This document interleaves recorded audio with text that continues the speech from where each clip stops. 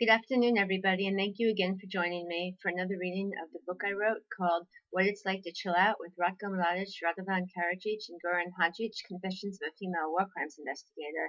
It's the true story of my travels to the former Yugoslavia on a diplomatic invite from Darko Trifunovic, who is first secretary of the Bosnian mission between 1999 and 2002, and my 3-week stay in the former Yugoslavia, where I met Ratko Mladic, Radovan Karadzic, and Goran Hadjic, and others. So right where I left off yesterday, we had gone to Ostrog Monastery and venerated the holy relics there in Montenegro, and we returned home, and the next day was when I met Goran Hadjic. So let's pick it up there.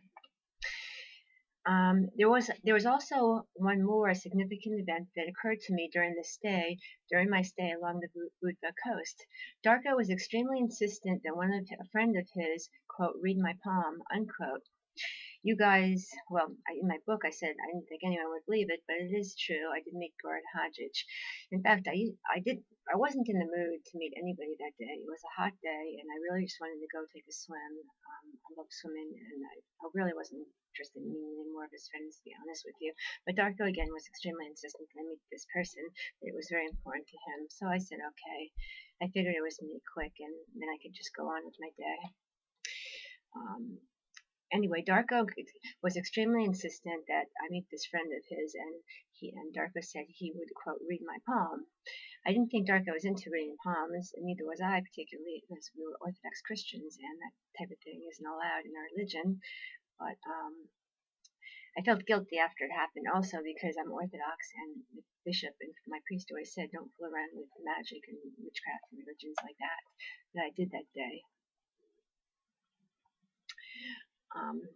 So I'm sitting there in Budva at the table outside, just sitting in the lobby while waiting for this person to come and read my palm. And I was thinking to myself, God, I wish this guy would hurry up because I just want to get out of here, but walk across the street and jump into the ocean and go for a swim. It's hot.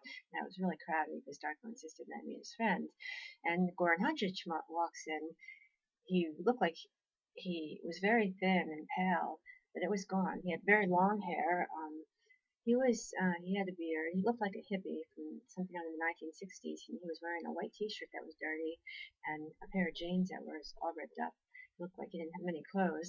And anyway, he introduced himself and he came in and he gave me his card, which I posted on the webpage for some alternative energy, quantum energy thing. And he sat down, he read my palm, and I was thinking also to myself, God, can this guy hurry up? I really just want to get out of here. I'm not really interested in him reading my palm. But he told me I had a long lifeline, and he was very interested in reading my palm and told me that I had a great many obstacles in life to overcome. And he really, tried to be very nice to me. Darko said it would be good for me because he would talk about, the kids. I have 2 children I haven't seen in 15 years, and he had some things to say about that. I guess he really believed that he was doing me a good service by reading my palm. I didn't really believe in it. I didn't tell him that, but I appreciated it for what it was worth. So when he was done, it took about 45 minutes altogether. I left and I went swimming.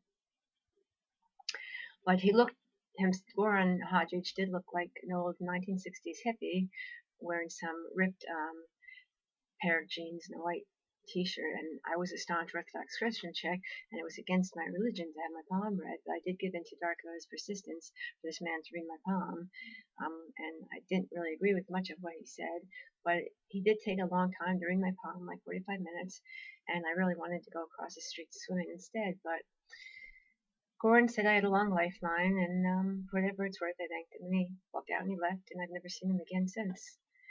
He also gave me a business card. I think it was the same one that BBC News displays on the website of the quantum energy practice, alternative medicine.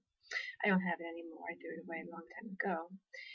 And I definitely remember the name bearing the 3 Greek letters, alpha or delta, in the triangle Greek letter delta or something. I don't know Greek myself. I lost it a while ago. Before retiring that evening, I went for a small walk along the corner from the hotel down the road to the right, where there was a little store in there. I always felt safe, although I carried thousands of US dollars in my pocket, and everybody around town knew it. Nobody ripped me off, and everybody in the store used to, they knew some English and would help me, figuring out the prices and stuff. And they told me how many dinars or euros I needed to pay the man, and no one ripped me off. And they were very nice. I felt very safe in the area. I usually went there every night, and I bought